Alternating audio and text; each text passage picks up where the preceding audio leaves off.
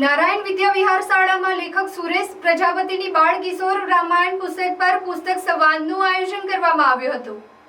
આ પુસ્તક સંવાદનો મુખ્ય હેતુ વિદ્યાર્થીઓ વાંચન પ્રત્યે રસ કેળવે, સાહિત્યને જાણવાની જિજ્ઞાસા વધે, લેખકો વિશે જાણે, બાળકોમાં ધાર્મિક ગ્રંથોના જ્ઞાનનું સિંચન થાય અને જીવનમાં ખૂબ સફળતા મેળવે એ જ હતો।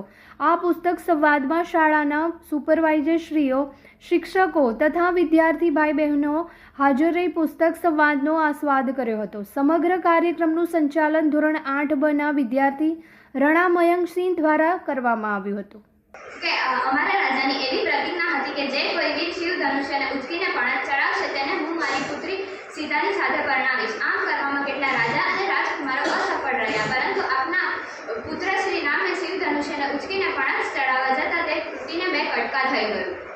આ વાત સાંભળીને દશરથ રાજા અતિ પ્રસન્ન થયા। તેમણે કહ્યું કે કુળની કીર્તિને વધારનાર સમાચાર સાંભળીને હું અતિ પ્રસન્ન થયો છું।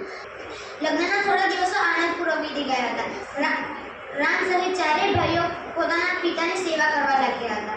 એક દિવસ અચાનક કેકેય દેશી ભરતના મામા યુદ્ધજીત અયોધ્યા આવ્યા। ભરત રાજા દશરથ અને કેકેયને મળીને ભરતને મોસાળે તેડી જવાનો